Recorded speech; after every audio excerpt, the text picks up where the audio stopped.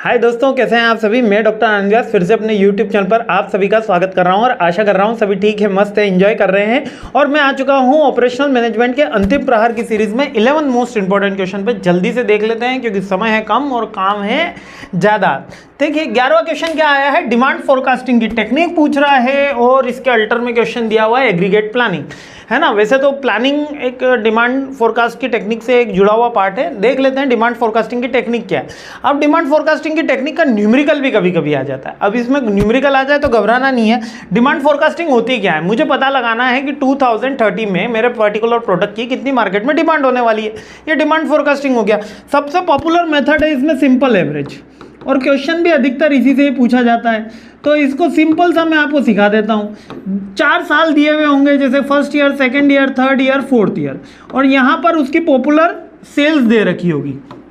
यहाँ पर सेल्स दे रखी, मान लेते हैं यहाँ पे 100 है, यहाँ पे 200 है, यहाँ पे 300 है ना, और यहाँ पर 200 फिर से। मीन्स अब आपसे पूछ लिया जाएगा कि एस्टिमेट करिए कि in the year 5th the sales कितनी होने वाली है, 5वें साल में सेल्स कितनी होने वाली है with the calculate helping of the simple average method. बहुत सिंपल सा क्वेश्चन है, कोई मुश्किल नहीं है, अभी उड़ा देते हैं। एवरेज निकालना है, बचपन में 10th क्लास में सीखा था। एवरेज कैसे निकालते हैं, sigma x upon n, simple सा फॉर्मूला है। क्या है, sigma x divide by n. यहाँ पर एक्स बार का फॉर्मूला आपने सिग्मा एक्स अपॉन एन, और इसको ही बोलते हैं मीन, है ना, यही मीन होता है। अब इसके टोटल लगा लीजिए, कितनी आई, 100, 200, 300, 300 प्लस 300, 600, 600 प्लस 200, 800।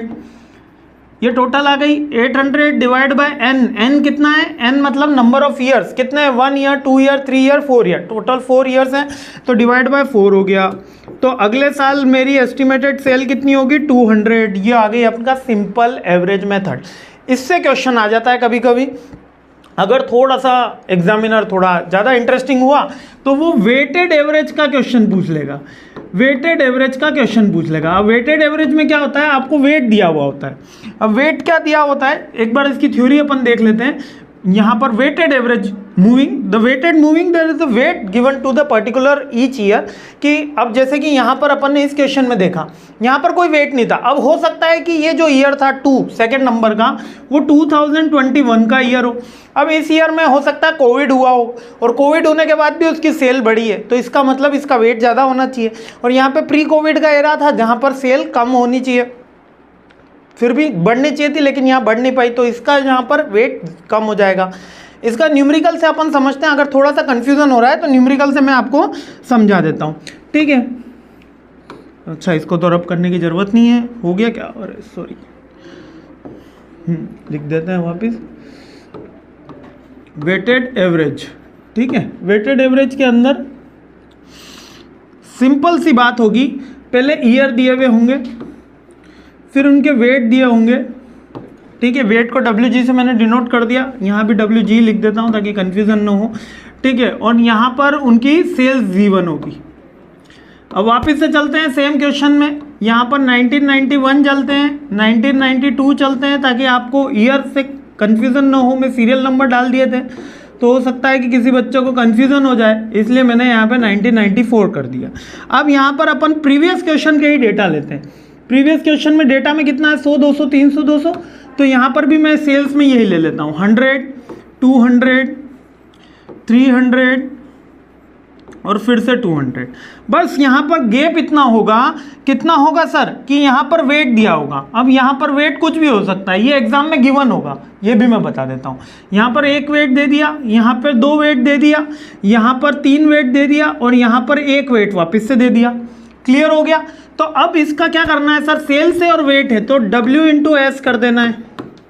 तो यहाँ पर आ गया 100, यहाँ पर आ गया 400, यहाँ पर आ गया 900, और यहाँ पर आ गया 200। क्लियर हो गया आपको। ये छोटा सा मैंने क्या करा, वेट के साथ सेल्स का मल्टीप्लिकेशन कर दिया।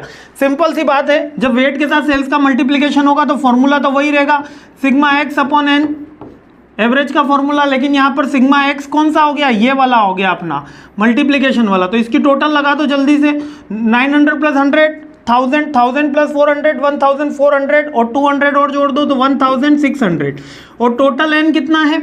अब इसमें एन के भी यहाँ पर है, तो आप वेट की टोटल लगा सकते हैं। एक इसमें भी दो मेथड है, मैं फिर बता देता हूँ। कुछ बुक्स के अंदर क्या किया गया है, कुछ बुक्स के अंदर यहाँ पर 1 2 3 4 की टोटल लगा दी गई है, यानी कि यहाँ n मतलब 1600 डिवाइड बाय 4, तो अगली बार आएगी आपके 400। और कुछ बुक्स के अंदर ये बोला है कि ना ना ना ना, आप वेट की टोटल लगाओ, वेट 2 + 1 3, 3 + 1 4, 4 + 3 7, यानी कि यहाँ पर 7 1600 डिवाइड बाय 7 किया जाएगा, ठीक है। तो 200 कुछ समथिंग अप्रोक्सीमेटली आना चाहिए, ठीक है। हाँ, तो इसको अपन करके देखेंगे। तो यहाँ पर आपको 7 लेना है कि 4 लेना है, ये आपको चेक करना है। तो मेरे अकॉर्डिंग आप ये 4 से सॉल्व कर दो, कोई दिक्कत की बात नहीं है। 7 वाला क्वेश्चन ही अपन यहाँ पर अपने सिलेबस में से हटा देते हैं। क्यों हटा देते हैं? क्योंकि मैं कह रहा हूँ कुछ बुक्स के अंदर 700 है, कुछ बुक्स के अंदर 7 से है, इसलिए मैंने इसको सॉल्व करने की कोई दिक्कत नहीं है। आपको डिवाइड बाय n ही करना है। अब n के अंदर आपको यहाँ पर n जो है वो 4 ही ले लेना है। क्लियर हो गया? तो सिग्मा x अपॉन n। अब इसके दो फॉर्मूले में फिर से कह रहा हूँ, यहाँ पे भी टोटल लगती है वेट की। कुछ बुक्स के अंदर आप जाओगे तो यहाँ पर वेट की टोटल का भी फॉर्मूला मिल जाएगा, और कुछ बुक्स के अंदर जाते हैं तो 4 भी मिल जाता है। डिपेंड करता है ऑथर ने किस हिसाब से लिखा है, आप चेक कर लेना। वैसे तो इसका राउंड फिगर के अंदर ही आंसर आता है, जैसे फ्रैक्शन के अंदर आ रहा है तो आप चेक कर लेना। वैसे इतना ऐसे कैलकुलेटर की हेल्प से ऐसे ही हो जाता है। कैलकुलेटर अलाउड रहता है आपको, है ना, MBA में कैलकुलेटर अलाउड रहता है, ठीक है, यूजुअली अलाउड ही है। फिर भी अगर एग्जामिनर मना कर दे तो ये ऐसी कैलकुलेशन भी नहीं है कि आपको कैलकुलेटर की आवश्यकता है। वैसे QTM में FM में अलाउड ही है, इसलिए OM में भी अलाउड ही रहेगा। आई होप क्लियर हो गया है, कोई डाउट आपको रहा नहीं होगा। 7 भी कर सकते हो। 7 कहाँ से आ रहा है? 3 + 2 + 1 सॉरी, हाँ 2 + 1 3, 3 + 3 6 और 6 + 1 7, यानी कि ये 7 की टोटल लगा रहे हैं अपन। 7 डिवाइड बाय 600 कर रहे होंगे तो भी आपके क्लियर हो जाएगा। 1600 डिवाइड बाय 7 या 1600 डिवाइड बाय 4, दोनों सही हैं। मैं फिर रिपीट कर रहा हूँ, दोनों सही हैं। आपको जो अच्छा लगे वो कर लो। और अगर आपको लग रहा है कि सर हमारी बुक के अंदर तो 7 से किया हुआ है, हम तो 7 ही करेंगे, तो 7 से कर लो। मैं क्या मना कर रहा हूँ, मैं कह रहा हूँ बुक इज़ ऑलवेज राइट। और किसी की बुक के अंदर 4 से दिया हुआ है तो वो भी सही है। बस लिख आना कि एग्ज़ाम में आपने n किसको माना है, ठीक। जो एग्जामिनर है उसको तो दोनों मेथड पता है, ठीक है, लिख आना। अब इस पर मत बहस नहीं करना कमेंट सेक्शन में कि सर ये ऐसा नहीं, ऐसा ऐसा नहीं, ऐसा। दोनों चीज़ें सही हैं। मस्त रहिए, खुश रहिए, मुस्कुराते रहिए। तो ये दोनों मेथड तो हो गए सिंपल और वेटेड। एक स्मूथनिंग मेथड होता है, उसके अंदर भी यही करा जाता है। स्मूथनिंग के अंदर भी वेट ही दिया जाता है, लेकिन वो ये वेट जो दे रहे हैं ये एक्चुअल में रेंडमली वेट है, और उसके अंदर प्री डिसाइडेड डेटा में थोड़ा सा डिक्रीजिंग ऑर्डर के अंदर वेट दे दिया जाता है, और उसके बाद ये सारी कैलकुलेशन करी जाती है। उसका न्यूमेरिकल नहीं बनता, उसकी थ्योरी बनती है। तो वेटेड एवरेज और स्मूथिंग वेटेड एवरेज दोनों सिमिलर ही हैं, केवल जो वेट देने का प्रोसेस है स्मूथनिंग में डिफर्ड हो जाता है। बस ये मेन डिफरेंस है। दोनों की थ्योरी मैंने यहाँ पर दे दी है और इजीली आप इसको चेक कर लेना।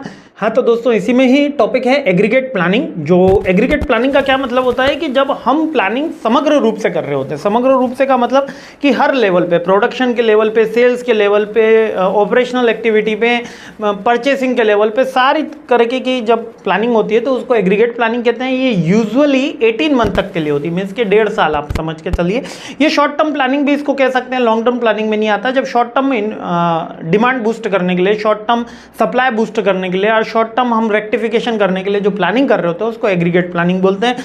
Aggregate planning is the process, आप बुकिश देख लेते हैं। Aggregate planning is the process to determine all overall all production inventory work for requirement to meet the anticipate demand, यानी कि डिमांड मीट करना है केवल शॉर्ट टर्म के लिए, ठीक है। यहाँ पर बुक के अंदर दिया हुआ है 3 से लेकर 18 महीने, यानी कि 1.5 साल हो गया 18 महीने का, और टिपिकली मैन्युफैक्चरिंग सिस्टम में यूज करी जाती है। समग्र रूप से इसको प्लान किया जाता है। काफ़ी इंपॉर्टेंट क्वेश्चन है और बार बार ये पूछा गया क्वेश्चन है, इसलिए इसको अच्छे से देखते हुए जाना। जय हिंद, मुस्कुराते रहो और अगले वीडियो में मिलते हैं। जय हिंद।